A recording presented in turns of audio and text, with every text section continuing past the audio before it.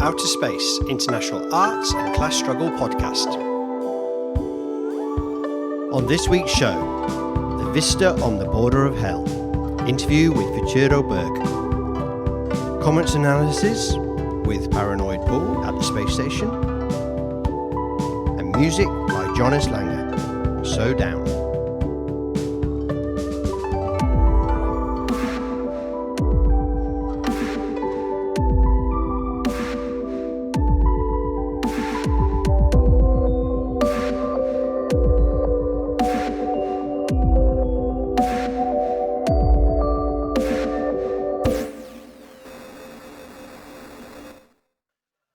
Okay, so today we're joined by Futuro Berg Fredes, who's from Chile. He's a photographer, a filmmaker, an interpreter, an NGO worker, and I think a bit of a humanist. Anyway, how you doing, Futuro? You all right? I'm good, man. Thanks a lot for inviting me. There's no worries. So that's who I think you are. Who do you think you are? No, I think that's pretty on point. I mean, I feel like everything that I do sort of it strives towards the same place, and I think that is to make things better for people in some way or another. So that might be photography or film, or that might be teaching, or just community life in general. I think so. Pretty on point description. Okay, so yeah, so what? I mean, we're going to go into some of your photography and your artwork and your projects in a second. But what inspires you? What makes Futuro? What is it? Is it those things you said? Is there more? What is it makes you spark? You know, what wakes you up in the morning? I think I like the idea of transforming negative things into positive things. So I generally get really inspired when I see people struggling, but making something good out of that struggle. So whether it might be, I don't know, some community project that I saw happening somewhere in the world, you know, or it might just be my interaction with a neighbor. I don't think I get my inspiration from like sort of like big famous people or sort of like big projects or things like that. I think I get inspired by very small things that I see on my everyday life, really, you know. So yeah, so my feelings that you're the human side, you know, is quite accurate. That's cool. So definitely. One of the things I want to talk to you about today is, I mean, this is an arts and class struggle podcast, you know, where we try and mix, you know, the struggles that are going around the world with the question of art. And you're a photographer, an artist in that sense, a filmmaker. But one of the things I found very interesting about yourself is some of the work you've done on some of the major front lines of immigration and refugee crises. I think it's quite unique, actually, that I think in 2017, you were in Calais in the jungle. In 2018, you were in Greece. And in 2019, I believe, in Mexico. So those three things I really want to talk to you about today, because I think you probably got a bit of a unique experience in those places. So, I mean, maybe one by one, you could tell us a little bit about those projects. Maybe start with the jungle, because it's one of the most famous, you know, at least from a Northern European perspective, it's one of the most famous sort of problems, if you like, of migration and refugees. So maybe first of all, explain what is the jungle, and then maybe explain your experiences there and what you did. Yeah, well, definitely. The first thing I want to say is that my first experiences with refugees, I think, or dealing with refugees, because obviously I've met people and things like that, but the first time I actually engaged with it, I think it was in 2015, because I was living in Sweden, and I lived in Malmö, which is the sort of like port of entry to Sweden when you're coming from Denmark. So literally I could see people coming in, you know, from Syria and places like that. So when I decided that I wanted to sort of like go out further and explore and sort of like try to see it with my own eyes, I felt like, okay, let's go somewhere where's the closest, you know. I don't want to go to Africa. I don't want to go somewhere far. I mean, I would like to explore what's happening around my environment. So that's why I decided to go to Calais, which was really close to us, you know, and it was right in the middle of Europe. So it made sense to me. So I went there with with a lot of sort of knowledge from reading and seeing documentaries and things and all this kinds of stuff, and you always heard about the jungle, But when I got there, there was no jungle, because the jungle was, I think, demolished at the end of 2016, if I'm not wrong. Okay. So I got there, I think, somewhere in the summer of 2017. So it had been somewhere like 6 to 7 months since the jungle had been demolished. So there was no camp. And actually, a friend of mine who was also a very good social worker, she described it as a performance camp, because people scatter in like the woods and abandoned warehouses and under a bridge, and then they all came together at this distribution points where volunteers would give out food and medicine and things like that. So it is actually like a performance camp. It kind of like builds itself up every day, and then it sort of disappears into so it's the like shadows. a pop-up refugee camp. Exactly, in that sense. Okay, interesting. And that's really bad. It's really bad because it destroyed the feeling of community, destroyed the feeling of solidarity that there was between volunteers and refugees who used to live together sometimes, or would live in the sort of same area. And now, you have volunteers sort of like staying in an Airbnb or a camping, and then you have refugees really sort of like hidden in the forest or on the woods. So it really affected the situation, and it made it incredibly harder to work. For example, I wanted to do a workshop. It was impossible because we didn't have a physical space. There was no place to sit down. There were no chairs. So the jungle itself was a place where migrants and refugees and people escaping or leaving their own countries found themselves as far as the border of France on their way trying to get into England. Yeah. Exactly, yeah. And the jungle was what it was called because I presume it was a bit crazy.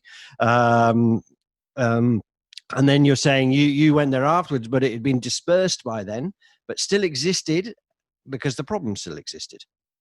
Exactly. That's the thing, It's always the case. I mean, I think if there's one thing that is pretty clear by now, is that when governments try to make things stricter and harder for people, it just makes people make it in a clandestine way, It just becomes more of a hidden problem. It becomes more of something you put under the rug, so it's still there, but you don't see it. So it just makes things worse, man. And it doesn't. I don't think it also. I think maybe in the really, really short term, it slows down migration, but then it just picks up just a little after, Yeah. But the thing is, what's important to mention in this regard is that it was a marketing campaign. It was something that it was thought out. It wasn't just, let's just get rid of it and we won't deal with the problem. It was meant to make it seem like the problem disappeared. So it would be harder to photograph it. It would be harder to document it. It will be more dangerous as well, because when you're out there, especially like during the night and things like that, it's really a scary place. It is really a scary place. You can go to where the jungle was, and you'll see like anywhere from 200 to 300 people sort of like scattered around, sleeping literally in the floor. Sometimes no sleeping bag. You just see them like just literally in the floor, and you can see people that are 15 years old on their own, 14. I even saw like a 13-year-old Syrian kid who got there on his own. And it will be surrounded by policemen. It will be surrounded by police, and they'll hide their faces, and it's all sort of dark and dodgy and dirty. So it's a scary place for people, I think, and it is a really dark point in Europe. It's a terrible place, and I think it gets worse every year, honestly. And it continues today, then, I presume. Actually,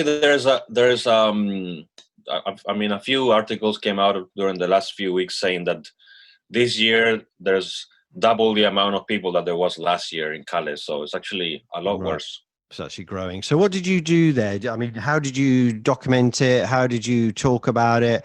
How did you interact? How did that go? Well, I think there was like two different ways. I mean, on a sort of professional level, I was doing work for Help Refugees, which is a British NGO that was born in Calais. Initially, the intention, I think, it was to raise like £2,000 to get some food and things, and I think they got like 20,000, and eventually it just grew into this massive organization very, very quickly. So I was working for them to document. I was just taking pictures and going out with them while they were doing distributions and stuff. But also on the side, which is the part that I like the most, is I was spending time with people on my own. I would just go out, spend time with people in the forest, and just sit down with people around the fire and talk and share a cigarette, or at some point I was buying a lot of things as I raised like some money, and then I would just buy little speakers for people and gloves and things that would make life easier. And so I was also documenting that side on my own. And I gave a bunch of disposable cameras, which is a whole different story that we could talk about for a long time. But I was doing this sort of like side project where I was giving disposable cameras to people so that they could document on their own. So they could kind of document it themselves. Was that the idea of that? Yeah, because of the problem that that the government created by sort of like making the camp disappear, it just became increasingly hard to document. And I also the idea was to hide it, eh? The idea is they didn't want the world seeing this problem. They wanted to show a strong face. So the fact that it still exists and nobody tells the story, that's what they wanted, I presume. Exactly. And I mean, it's really hard to sort of like grasp what's happening where it's just scattered, when it's all in one place and you see this like sort of like shanty town, it looks really, it's really shocking, like you see it and you're like, wow, okay, this is happening in the middle of Europe, But when you see people that just, like when you go to Calais, you see brown and black people and sort of like Africans and Middle Easterns, and you see them walking around, but you don't really know where they live, you don't know where are they sleeping, where are they eating, where are they taking a shower, So that was sort of like something I wanted to tackle by giving cameras to people so they could document it themselves. And I mean, it's incredible, man. Like people are sleeping in like sewage tubes, like under a fucking weird little thing. I mean, it's super precarious, man. And I mean, it sounds like what you might see in some sort of despot movie or something, not that some futuristic movie when the world all goes wrong, but actually it's today, it's happening now. Exactly. I mean, well, maybe we'll come back to Cali a bit because I'm sure there's a million stories in your head and things you can say.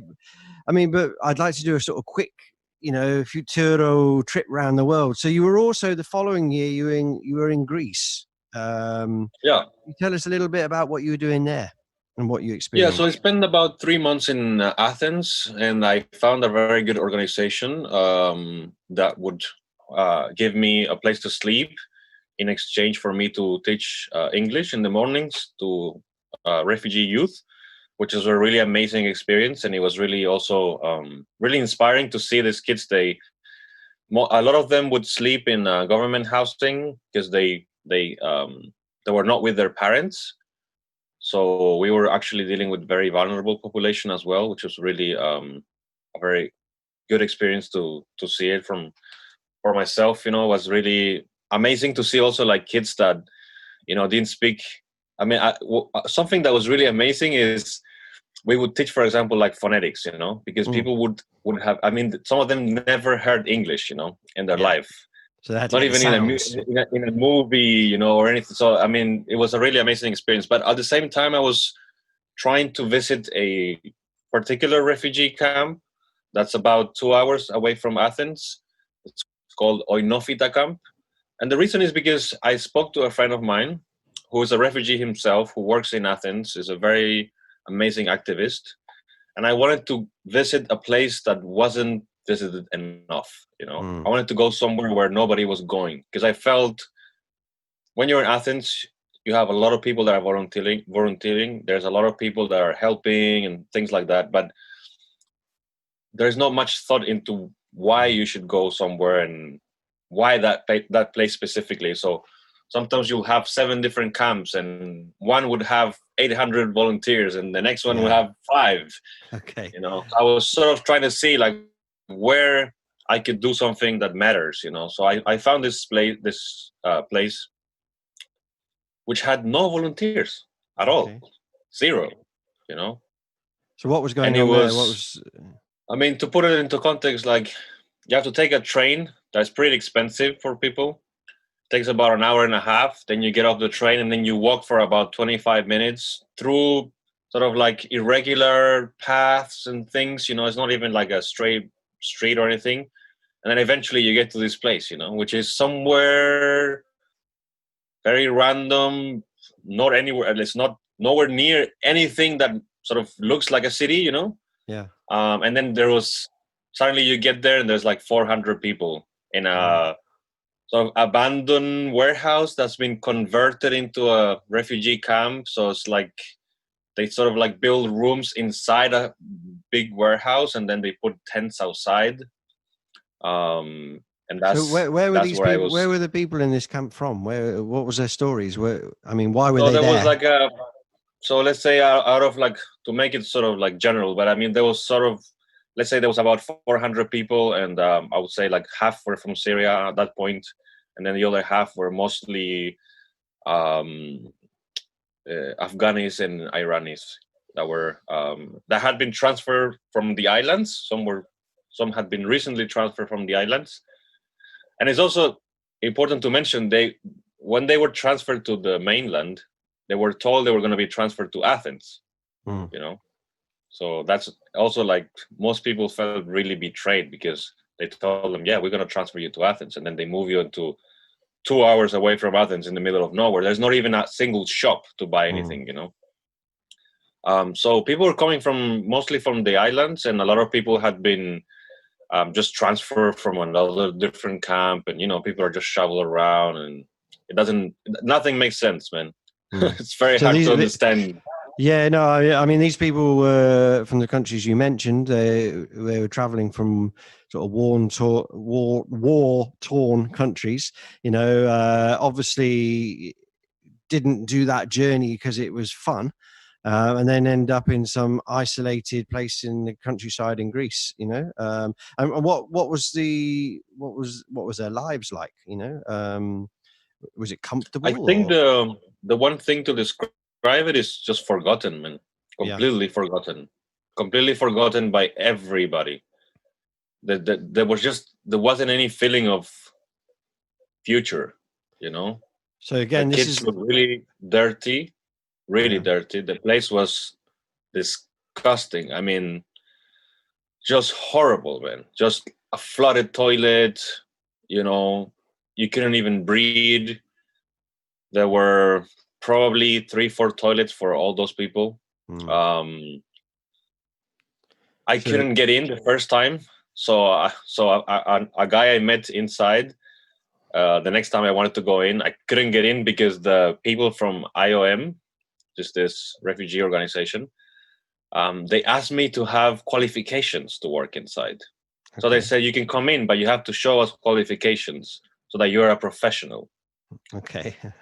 So really random sort of requirement. Well, anything to block somebody coming in. It's a place where, like, basically, and this camp is close to another 3 or 4 camps that are sort of around the place, and some families live like split between one camp and the other. But okay, to make it quick, it is a forgotten place. There's 400 people there. There were no volunteers. There's just one organization called Do Your Part from an American lady who was pretty much sort of like kicked out of the camp. So she built a little NGO outside, and she still works, but she sort of like, she shuttles people from the camp to that place, and they do some activities and food and things, like basic stuff. I mean, happily she's there, but she's the only person. Yeah. I mean, not her. I mean, only her, but I mean, her organization is sort of like the only people that are doing something. So it was a place where you came in and there was just a feeling of like a prison, Concentration camp even. Yeah, a prison and a concentration camp where people are just waiting for nothing, to maybe be sent back even. Yeah. I mean, what we're dealing with here is like, Fortress Europe, where the West causes a lot of these problems in many of these countries, and then the people who try and escape from them. And then this is the human reality of the situation. And we talked about Cali just a minute ago. That's if you get that far. And I guess Greece was used as a bit of a buffer country, no, just sort of slow down people coming to the richer European countries. Yeah. And 2 days ago, I saw that there is a very good organization. I think their name is Eco Library. I think they go around different places in Greece with a van and a bunch of books and things. So they do a very, very interesting work of like delivering arts to people and books and things. And, they wrote a couple of days ago that somebody had committed suicide there. I think about 3-4 days ago. And when I was there, this was 2 years ago, the first few weeks that I was there, somebody had committed suicide. Somebody had hanged themselves in the middle of the camp where there's kids, all kinds of people, So we're dealing with a kind of hell on earth. Let's be honest about it. Yeah. I mean, absolutely. That's what there was no other way to describe that place. It was just hell on earth. So that's Cali in Greece. That's Europe. But this is not a European problem. This is a world problem, eh?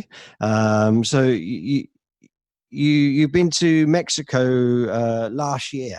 Do you want to tell us a little bit about your experiences with the different frontier questions in America? Because obviously we have Mr. Trump and his wall and all the rest of it that comes with what's going on at the moment. And, people would be a bit more aware of Mexico because of him. So, tell us a little bit about Mexico and what you did there. Yeah. I think, I wanted to see what was happening in Mexico. I wanted to learn more from it. I didn't have much of a sort of, I didn't have big expectations. I didn't have much money either. I just saved some money on my own and just said to myself, let's go, let's see what you can do.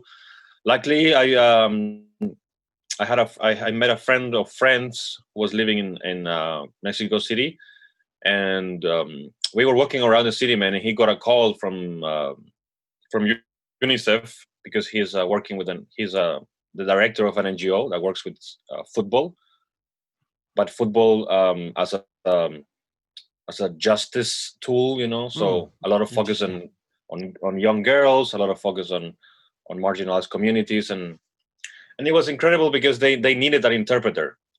They needed an interpreter like as soon as possible, and the person needed to speak sort of French and Portuguese, and I was there, so he told me, okay, you wanna do this? So I went from having absolutely no plan to sort of like being hired to work as an interpreter inside the detention centers at the southern border, Mexico southern border between Guatemala and Mexico. Okay. And again, I was at an entry point, very important one, and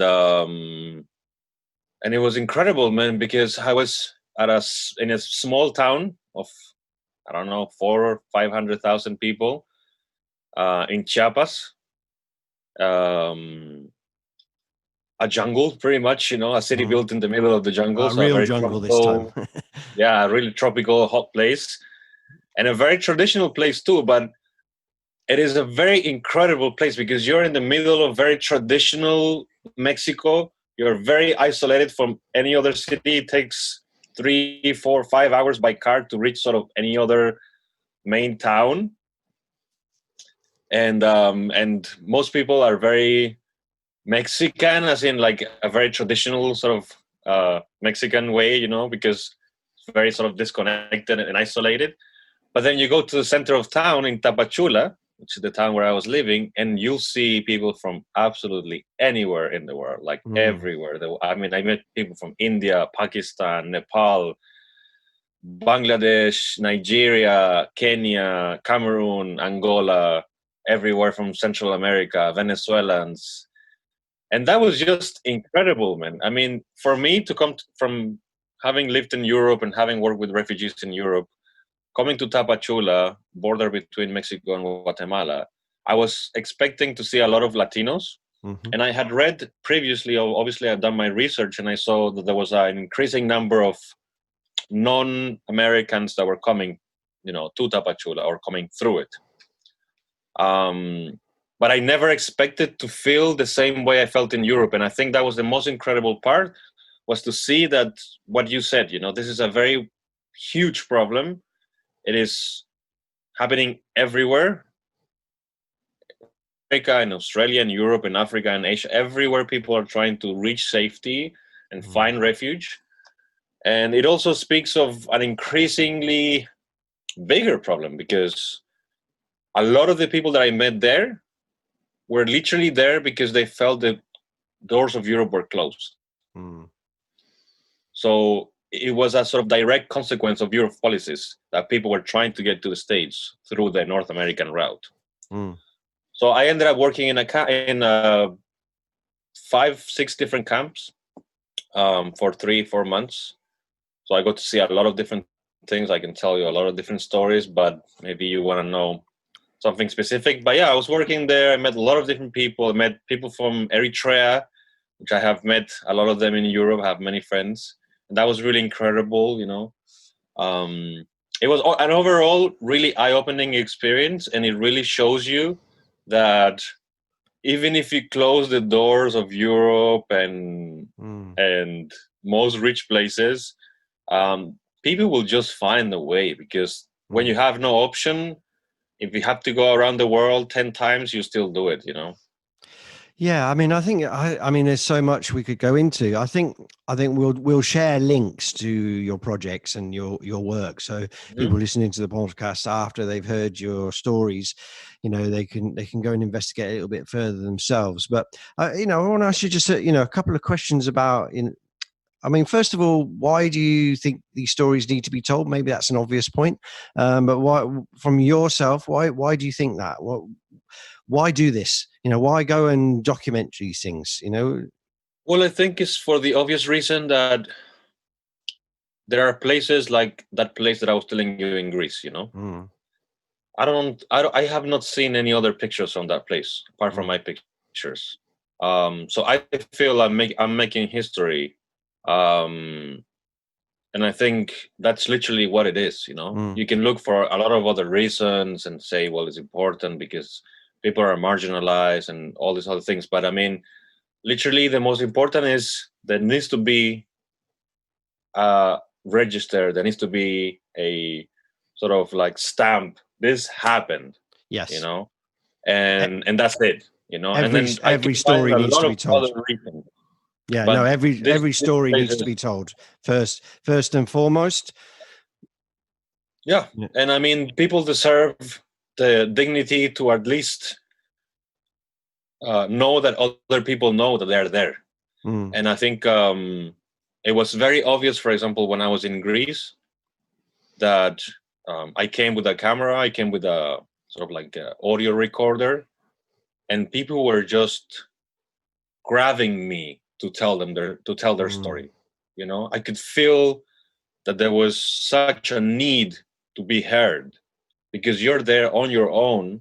You have no sort of like, you have no physical authority. There's nobody you can go and complain to. There's nobody you can go and you can't and write be a letter angry to the at. council, or you know, or yeah, that kind of thing. There's no organization. Well, there is no way to express yourself to anybody. exactly. You know. Yeah. So just for me to sit down and be like, hey, you know, how are you doing? How are you feeling? You know, that just opened the door for people to just and just talk and talk. And I mean, there were times where I just said, I can't hear I can't hear another story. I have to go. I'm sorry, because I just couldn't take a 5th, 6th, 7th story of somebody who's just breaking my heart every time I'm hearing it. So I mean, I think those moments really represent why I'm doing this. Yeah, no, I see that. It makes a lot of sense to be doing it and to be dedicated to such a thing. I mean, what do you think causes all this? I mean, that's a big question. I mean, obviously, we could do more than one whole series of podcasts on the cause of migration, refugees, and these kind of things. But you know, what do you think? There's an overarching sort of cause of this problem in the world? What would you say it is? I mean, we could obviously. I mean, I think the one of the most obvious reasons is just inequality. Obviously, I mean, you have, even though the world has developed into something more complex than it was maybe 40, 50 years ago, But we can still talk about the North and the global South. So, I mean, I guess that simple theory or that simple way of looking at things still applies to, to a particular extent, because obviously there are places that are still incredibly rich and there are places that are incredibly poor. And there's a lot of places that have to deal with a lot of violence and places that still feel relatively safe. So as long as you have that divide, people just find a way to a better place. But obviously, when you get into it and to the layers of it, I think, for example, I mean, from my own experience, I can name, I don't know, 5, 6, 7, 10 different reasons, And I think, obviously, for example, in Mexico, you have a lot of people that are fleeing gang violence, which I hate to call gang violence, by the way, because I just think it's just conflict, like any other conflict. I don't think we should see it in a separate way. I think if people are being killed and murdered and shot at and all these things, I don't think it makes a difference whether it's ISIS or a Central American gang. It's just the same thing. People like to see it different, but I see it exactly as the same. And so you have an array of reasons, but I think most of these reasons fall into the category of world inequality. And the way that the world's organized. Because, and the way that the systems are organized and the way that the rich want to protect what they've got. And, in a sense, capitalism, eh? I mean, just this of course. I mean, it all falls into the same thing, but I mean, it is also important to look at the sort of layers that are built into it and also the new reasons, because there are increasingly more and more reasons why people flee, I think, And I think it has to do with, obviously, with the old political persecution to climate change. Yes, I think climate change is a important thing to look at, because I met a lot of people from African countries that did escape some form of conflict, but usually that conflict came from droughts or famine or things like that. So I think a lot of them are directly connected to climate change. So yeah, I mean, we so it's not so simplistic. I mean, this is it. I mean, let's blame it on the system, blah blah blah. But that's not the answer, just in its whole. That's the overarching thing. Yeah, capitalism's the problem. But what are the individual sort of mechanisms that are kicking this off? You're saying they're different, and obviously climate change. I mean, like persecution, leaving one country to go to another, it's got a lot of links, wars, this kind of thing. There's a whole load of different things you're saying. What do you think is the generally most misunderstood thing about migration and refugee crisis? Is there any things that you would pull out that you say, well, actually, it's not quite what you see on, it's not quite what you might think. It's that there's other twists. Anything you would say about that? Yeah, I think there's one particular point I usually like to talk about, which is how hard it is. I think people don't understand how hard it is. I think that is one of the biggest problems when we talk about refugees, is that we can't grasp how incredibly hard it is for some people. Not for everybody. I mean, you meet people in Mexico at the border with Guatemala who literally just who literally just went from Guatemala to Mexico and then tried to reach the US, And it is I'm saying like, okay, that's fairly easy because it's a short trip and you don't have to spend that much money, and the consequences are okay. You get sent back, but you're not that far away, so sort of okay, Obviously, I mean, you're in risk of being trafficked and a lot of other things. But when you put it into a larger picture, that's like a sort of easy trip for somebody, right? But if we talk about a lot of the people that are migrating, especially to Europe or the US, they're going around the damn world. I mean, these people are going around the globe by feet, a lot of them. I've met people who are 70 years old ladies, who lost their kids, so they taking care of their grandkids. And there were cases of people who were just, I mean, there's so many examples, but I met old ladies with 7 kids, who trek from Ecuador all the way to Mexico through 7 incredibly dangerous countries without speaking a word of Spanish. That's one aspect of it. The second aspect is it's expensive as hell. It's not just dangerous. It's expensive as hell. I've met people who spend over $15,000-$20,000 just to try, because obviously there's no guarantee you're going to make it, right? Yeah, so we're not necessarily talking about the poorest people in these crisis situations. The poorest people, the people at the bottom, stay in the crisis countries and they die or they have suffer. no choice. So we're talking about a small layer that maybe, I don't know, maybe sold everything they've got, I guess, and maybe borrowed everything they can to get out of the situation. Yeah, borrow. I mean, I think the most common thing is people who get to migrate usually have other family members that have migrated in the past that usually live in richer places, so they're able to lend them or just give them some money. Obviously, selling everything is the first thing you do if you can, because a lot of people can't. I mean, there's just nobody to sell it to. A lot of people just have to abandon, a lifetime of work. I mean, I met people who had to abandon their restaurant. Their restaurant who usually could sit 150 people, and they were living a really comfortable life, and suddenly they just have to abandon everything. And so I think, I mean, two I wouldn't say misconceptions, just two sides that I think a lot of people are very ignorant to, not because they want to, just because there isn't even that much information about it. Is one, you're going around the globe. It's not just, okay, you go 3-4 countries. I mean, I've met people who had to go through 10, 15 different countries to just sort of like get the chance to knock the door of a country and say, can I please come in? And then maybe they let you in. So we're talking about a big risk. And the second one is that, like you said, it's not the poorest people. And even... And in a lot of places, I think it's the rich people. I met people who are incredibly educated, who had some sort of job in a government office and were living a really good life. And also just average people who are in debt for life.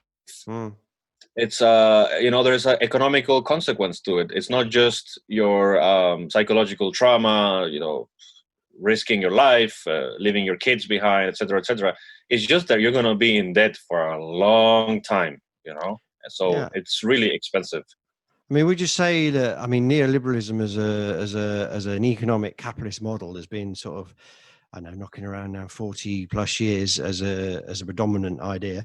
Do you think that's affected the migration and refugee problem, or was it always there before? Has it always been a historical thing?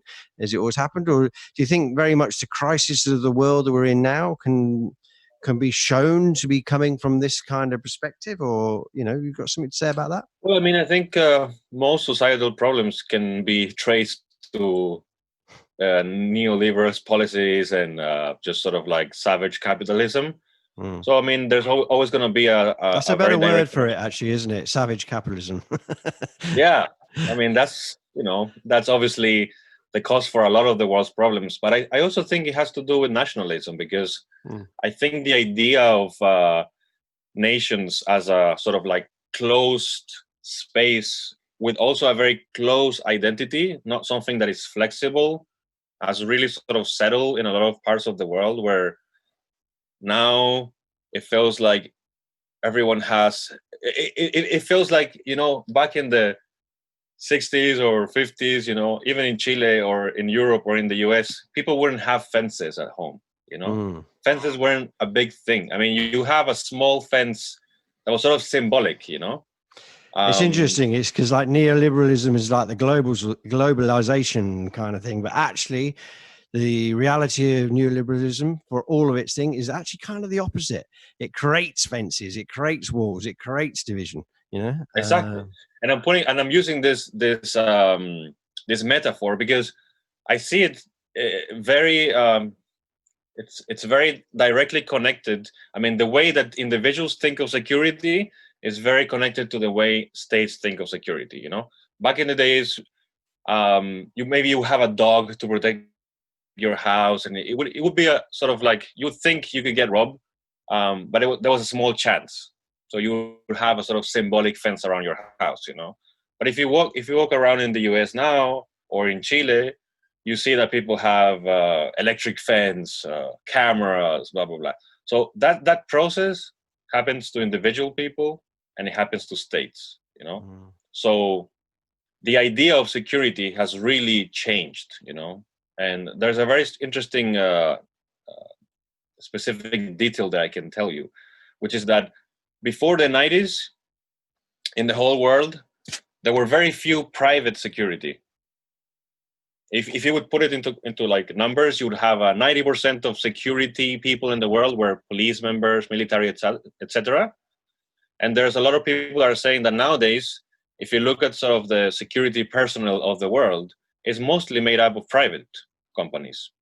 So we've seen a massive shift in what security means for people and what security means for states. So that's directly connected to migration, because if you take the examples of Europe, South America, and North America, back in the 70s, people would just walk into the States. Richer people would walk. I mean, there was no physical separation, you know, and people still didn't like migrants, but they didn't like them that much to build a wall. Yeah, you know? no, I hear you. I mean, it's so we interesting. Went from that to what we have now, which is not only Fortress Europe, but Europe has sort of like 3, 4, 5 different borders, you know. Yeah. So Libya is a border, and Niger is a border, you know, and et cetera, et cetera, et cetera. So we've seen a consolidation of the idea that as individuals and states, we have to protect ourselves. It's fascinating. Well, I mean, it'd be good to carry on with this. I mean, I just want to, I want to throw in one twister at the end, because I like to open up a new front. And that's, I mean, we talked about neoliberalism a little bit. We talked about borders. We talked about migration. But Chile, where you're from, you know, many people migrated from there in the past. It was also, in some senses, the experimental ground of neoliberal policies.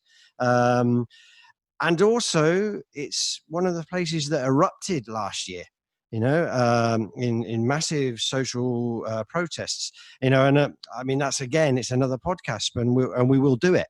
But one of the things that struck me about that, and because you're back in Chile now, I just want to get a little bit of a taster, you know, for people, because you're an artist, you're on the ground, you're a social conscious person, you believe in, you know, in these struggles and people.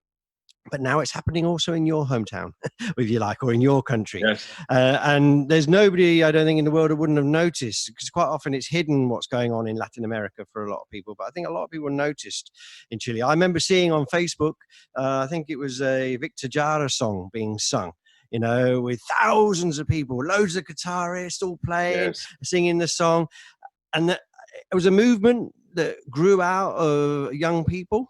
I mean, we haven't got time to explain it to the listener now. We'll hopefully I'll put some links in that go with this. But how is first of all that movement now, and what creativity and artistic expression is going on in it? Is it? I mean, when I see these guitarists and everybody singing, I think, great, we're all singing the protest song together. But is it deeper than that, the creative side of this movement? I think one thing that is interesting to mention to people that maybe don't know me or have not met many people from Chile, you know, it's that I've only realized how artistic and how amazing our protests are by just seeing other people's protests. Yeah. And I'm not trying to diss other people's protests, but our protests are fucking amazing, man. Like, they are like nowhere else. You're saying Chile is going to be the home of the new revolution of how we actually, how we build protests, yeah? Can you give us an example of this? I mean, El Pueblo Unido Jamás Será Vencido was born in Chile. Yes. You know? So one of the most famous sort of like protest chants or songs or phrases, you know, was born here. And now you have the women's collective Las Tesis, which made this very viral performance / song / chant / protest anthem. So, you know, I think for me, I've only realized now these things aren't coincidences, you know. Like, we have a incredibly rich history of political resistance, political organization, and also a very artistic approach to it, because our protests are full of music. I mean, I remember one of the last ones, there was a women's collective who made up like an amateur boxing ring in the middle of the street. Okay, what, So during they the were protest? just boxing there. Yeah, so they were boxing in the middle of the protest, just things like that, very random things. Linking the human side of creativity and art inside the struggle, not as because often it's said, oh well, and your work as well, you're reflecting the story. Yeah, you're telling a story with your art, and that's great. But actually, I think sometimes it's also misunderstood that art is the struggle. We are struggling to be creative, to be artistic, and to hear that about Chile is really fascinating. So I'll tell you what we're going to do, Futuro. We're going to get you back, and we'll go into this a little bit more detail. So I really thank you for coming on the show. I think you've really explained, very clearly with your work and your documentation, because I don't think it's just your photography, it's your connecting, and I hopefully. I think I want to develop that a little bit into that, but it's definitely not art for the sake of art. I mean, it's always connected to a social issue, and documentation, I think it's really important, and it's something that I wanna make really clear.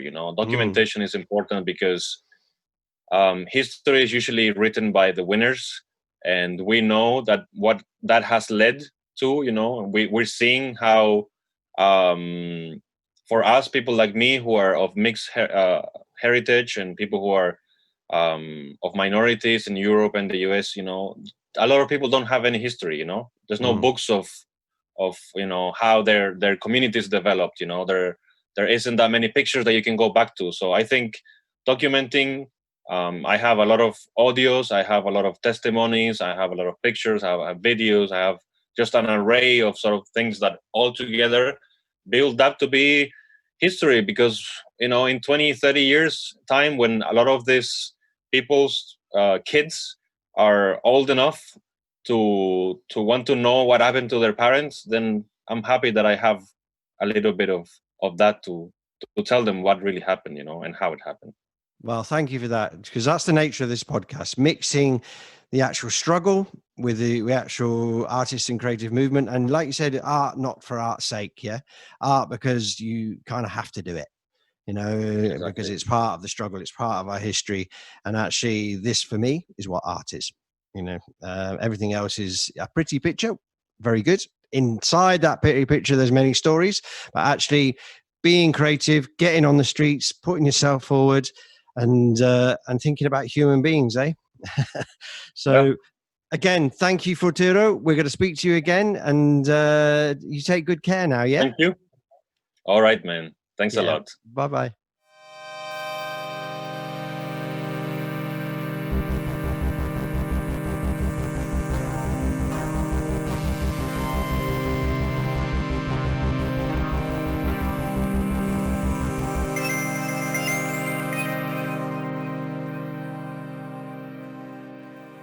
Hi, man. How you doing? All right. Okay, then. So what do you think about Futuro's interview? Right. Well, that was a tough listen. All kudos to him, but my first reaction is just feeling completely out of my depth as the sort of suddenly extremely privileged Westerner listening to that.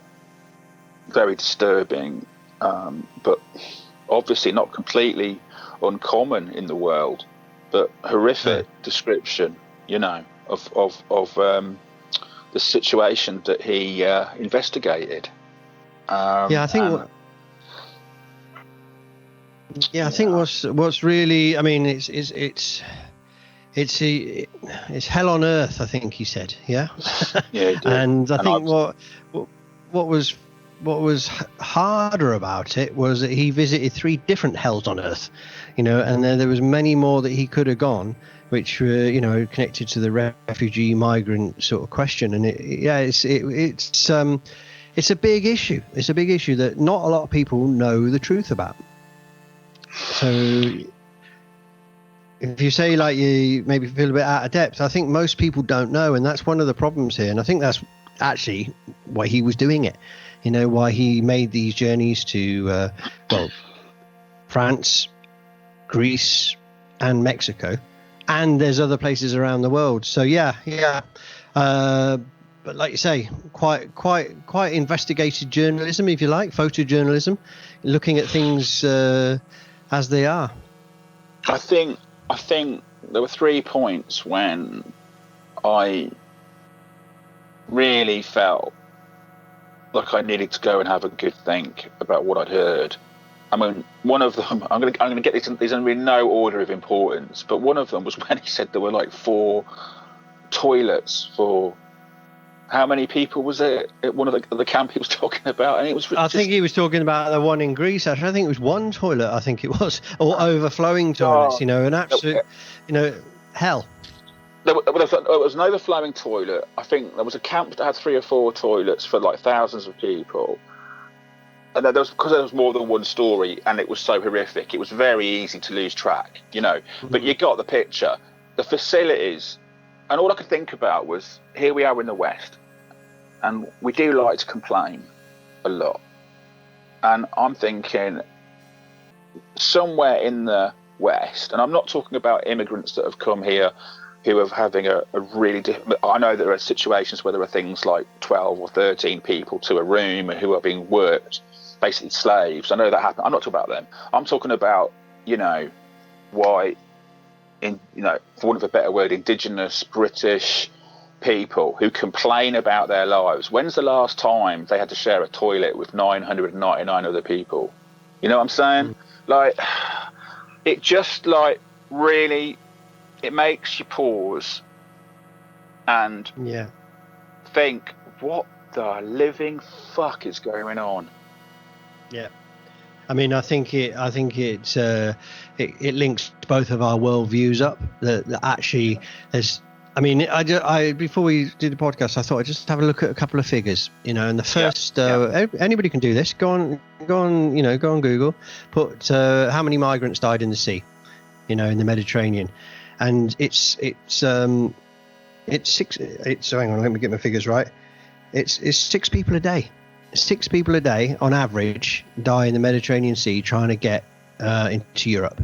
It was something like 2,275 people in 2018. And I've looked at these figures before. And these are people coming from war-torn places, environmental crisis places, and what got me about what Futuro was reporting was not just the horrific situations that these places like, basically concentration camps, but that these people have struggled so much to even do it, and they're not the poorest of the poor. The poorest of the poor are the people who are back in the countries.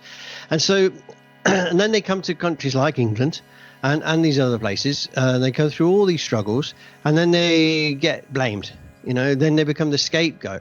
And I think this is the real issue here. On the one hand, most people don't know the struggles that people have to do to leave. They don't know the causes why the people are leaving, which is often connected to our own governments, in wars and these kind of things.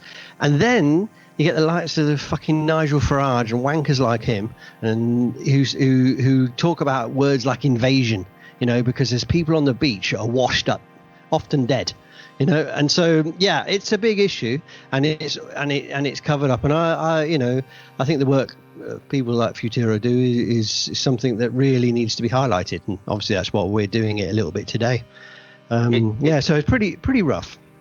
It just feels like our priorities are so completely out of proportion to the reality.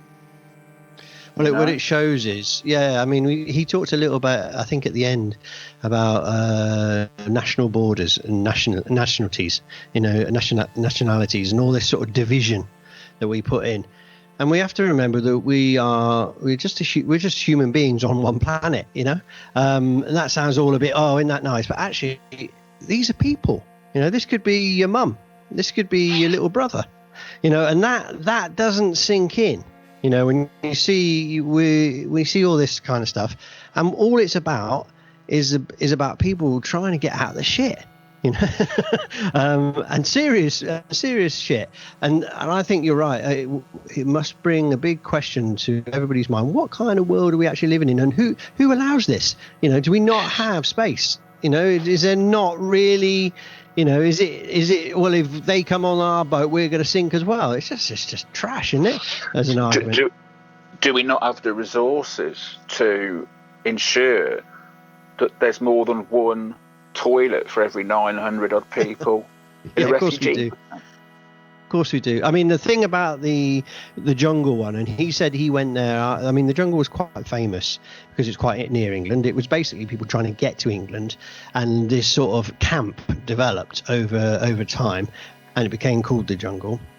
And he went there after it had gone, yeah, because it was bad publicity for the French and British government and the European governments to have this, you know, visually nightmarish kind of place. So they knocked it down. They pushed it out. But did they solve the problems of refugees? Did they fuck? You know? And there's still people coming. So what I found, what Futuro was talking about, because most people will go, oh, yeah, I heard about the jungle once, or they might have heard it in the news or read something. Oh, that's gone now. But it hasn't gone. He was saying it was like this. I mean, I made a joke in the interview, and it wasn't really a joke, but it's like a pop-up refugee camp. And every night it would, you know, sort of come back together. This is like, and I think I said this in the interviews too. It's like one of those movies that you saw, you know, about sort of the collapse of the civilization and whatever. That's what it's an element of, you know. And we go along, like you're saying, you know, going down to Sainsbury's and buying a weekend shopping and going out with a drink with our mates as if something not happening, but it is actually happening right in front of us. And that's what I think so important about this artistic expression that Futuro is doing, you know, because he's actually trying to tell this story. It's actually the one it's not being told, and that's what he was saying about the Greek one. You know, nobody had been there. He does exhibit his photos. They are like seen by the general public and in press and stuff. Yeah, he does. I mean, we'll put his website in the information. People can have a look. He does exhibitions, and he's got photos of these of the images as well on his website, and that kind of thing. So people can get to it. There's a number of articles as well, and then there's shows like this he's done. And I think the way he does his photojournalism is he obviously does the photos of the people. But I think what was fascinating about talking to him and in the pre-interview as well is the stories, you know. And one of the things he said in this interview was that he just couldn't listen to any more disaster stories, you know. And in a sense, when he said that, I just thought, yeah, I bet. Yeah. I mean, I think there's an interesting artistic question here for us to think about. One is, all right, this is obvious photojournalism. He's out there. He's telling the stories of the people, yeah.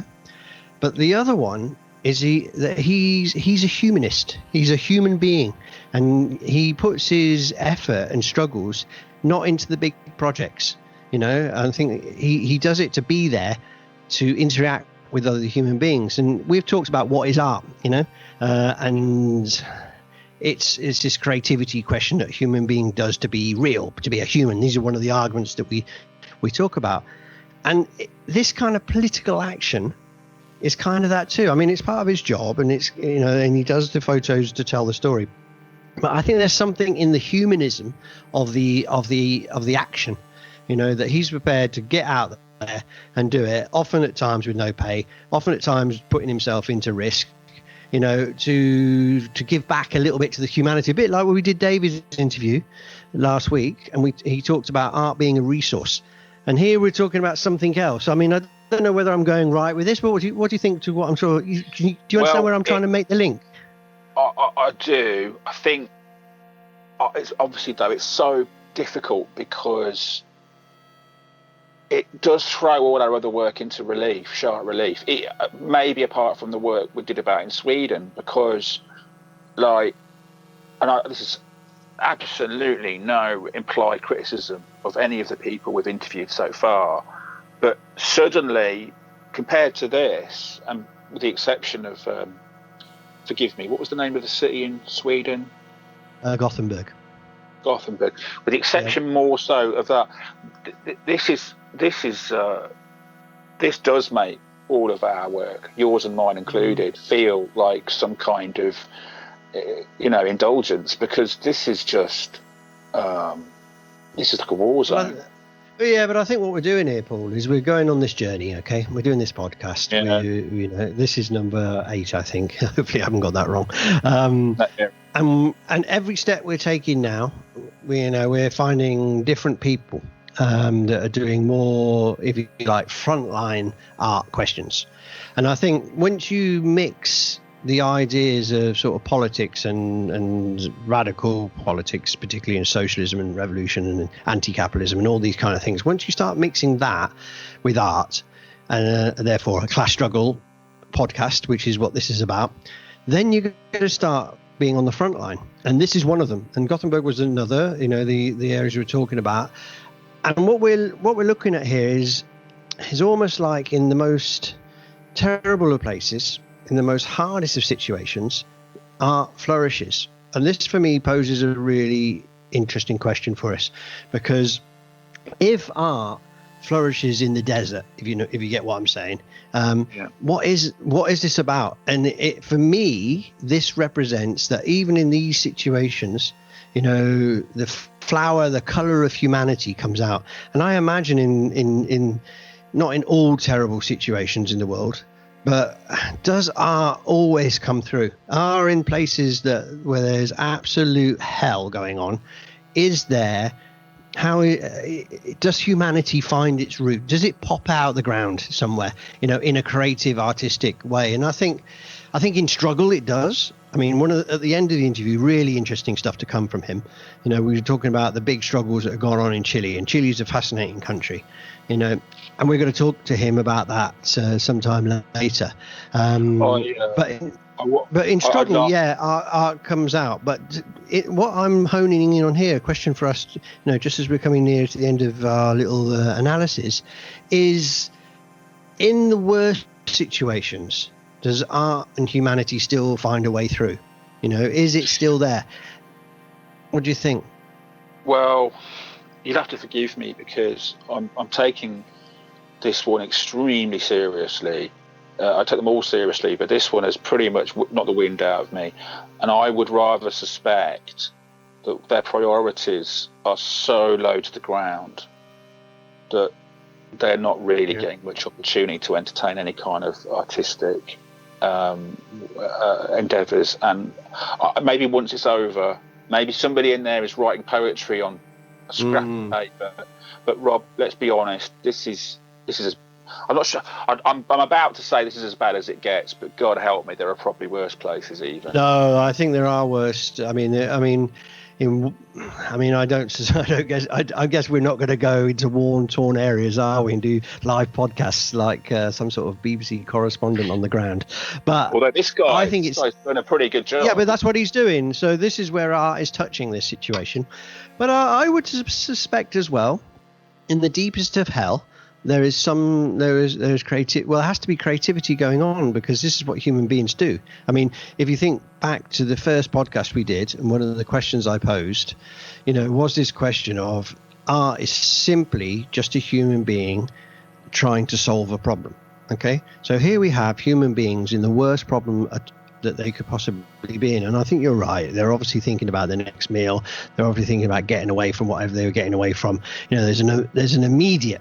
Yeah, but without culture with you, where are you going? Is this barbarism? Is this what this is? Is this the actual definition of of the end of humanity in that sense? Is that what we're visiting here? Is this what we're saying? Is this a world without art?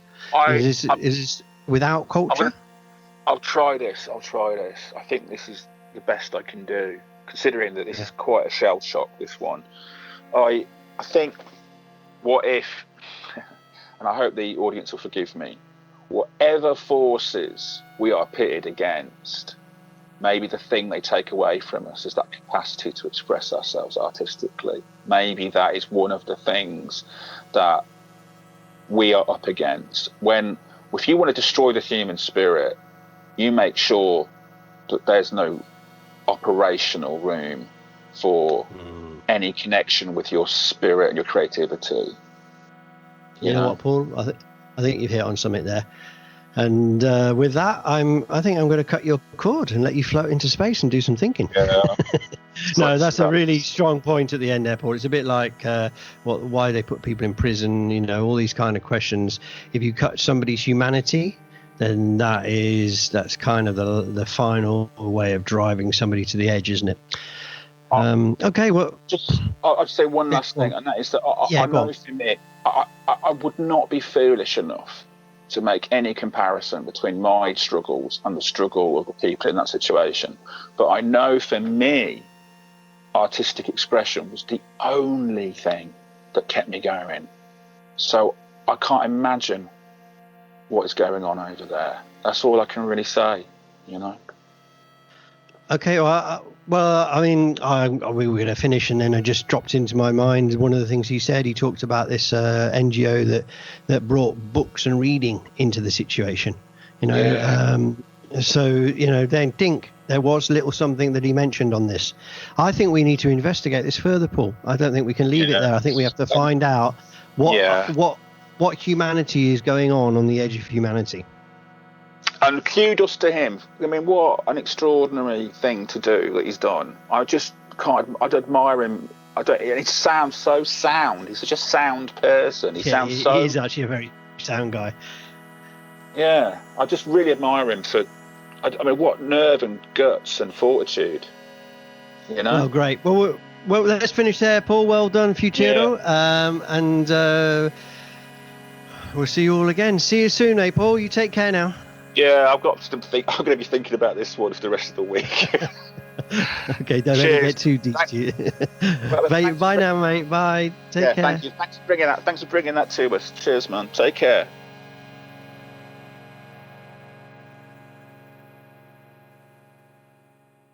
So the music this week is from our very own Jonas Langer. Jonas is the producer of this show. And this song that he's doing for us today is called So Down. You can check out Jonas's music on his Soundcloud, which will be in the links below. Cheers, Jonas.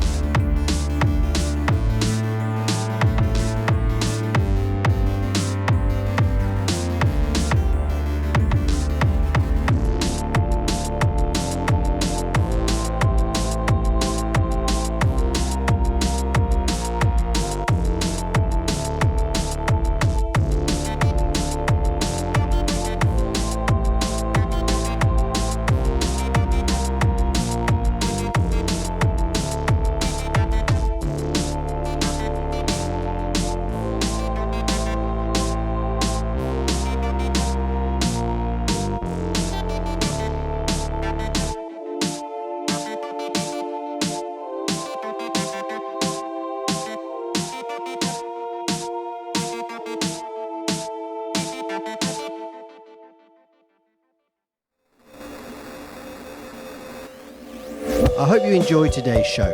If you have something to say to us, or even something to play, or just want to find out more about this podcast, then why don't you contact us on outa-space.com. That's outa-space.com.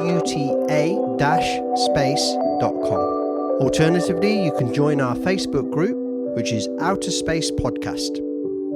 Okay, you take care now.